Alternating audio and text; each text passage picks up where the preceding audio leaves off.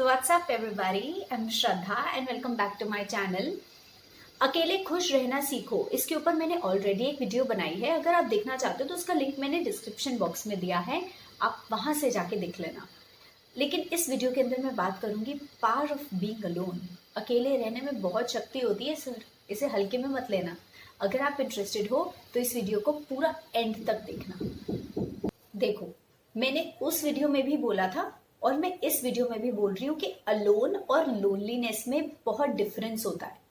Solitude और loneliness दो अलग चीजें होती हैं. सॉलिट्यूड का मतलब होता है कि आप अकेले में बैठे हो फिर भी बहुत खुश हो, और लोनलीनेस का मतलब होता है कि आप बहुत सारे लोगों के बीच में बैठे हो फिर भी आप अकेला महसूस कर रहे हो. That is called loneliness. That means that you are not enjoying your own company. तो जब आप अपनी खुद की कंपनी को एंजॉय नहीं कर रहे हो तो आपको किसी की भी कंपनी मिल जाए आप उसको भी एंजॉय नहीं करोगे, और ना कोई आपकी कंपनी को एंजॉय करेगा. And I am sorry to say, if you are not enjoying your company then nobody else will.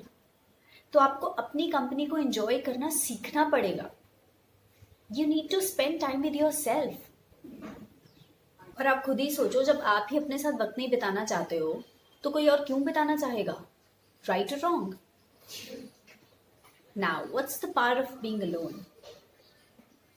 I'll be very honest here. I am very happy when I'm alone. I am at my best when I'm alone. It's like sitting with myself, spending time with myself. That's all I love doing. और अगर आप अकेले रह के enjoy करते हो ना, it simply means that you are better organized than others. Organized psychologically, emotionally. आपको किसी की जरूरत नहीं है अपने आप को बेटर फील कराने के लिए. This is what it means. You are far better organised than other people around you. So the first step to spirituality is just to go silent. Just to go silent. Shut up and sit in one place. और बहुत लोग ये नहीं कर पाते. बहुत लोगों के लिए इट्स अ स्ट्रगल. उनको बहुत स्ट्रगल करना पड़ता है, मेहनत करनी पड़ती है अपने साथ बैठने के लिए, अकेले बैठने के लिए, शांत रहने के लिए. तो it's not easy for everyone. लेकिन ट्रस्ट मी, अगर एक बार आपने इसको टेस्ट कर लिया ना, then you can't live without it. There are days where I just don't interact with people. I don't watch television. I don't use my phone. Television तो मैं वैसे भी नहीं देखती हूँ. I don't use my phone. I am just silent. I don't need anybody around me during those days. I want to be with myself. I try not to get involved in any kind of entertainment around.